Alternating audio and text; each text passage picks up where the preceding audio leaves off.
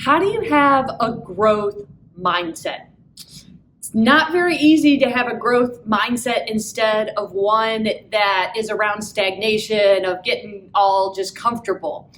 In fact, it can be kind of difficult to have a growth mindset. The singer Sarah McLachlan says, change and growth is so painful, but it's so necessary for us to evolve.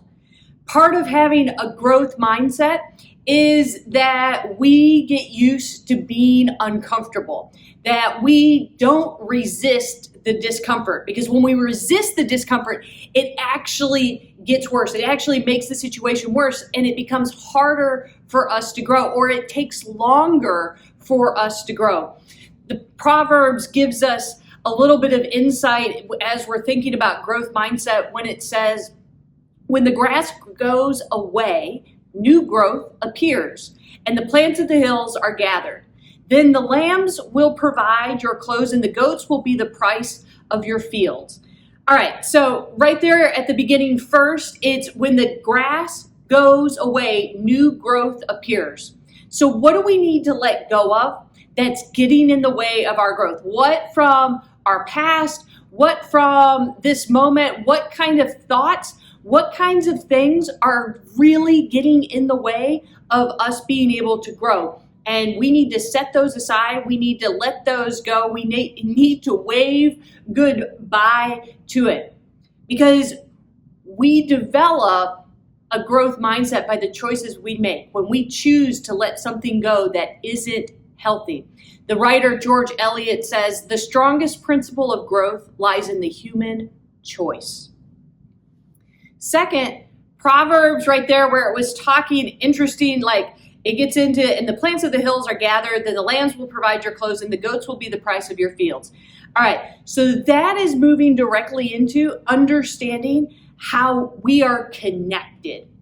This circle of life, we are connected to all of nature. We are connected to others, and to recognize how we are connected to others, that there is this give and take, not that we should be using anyone else or anything, mistreating it, but instead recognizing the way that we are connected, the way that we can collaborate, the way that we can actually build one another up. We all have strengths and weaknesses. And so when we recognize that and recognize how can I be helpful with, that we begin to widen our circles. We begin to make room for possibilities about those connections, about how we can grow in new ways.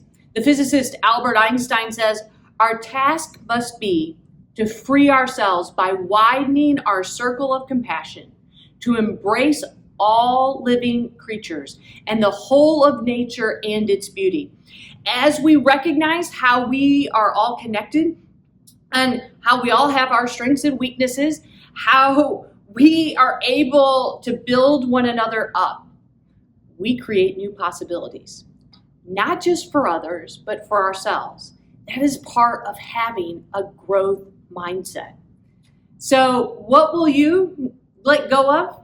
That it needs to know more because it's holding you back. It's holding you in stagnation.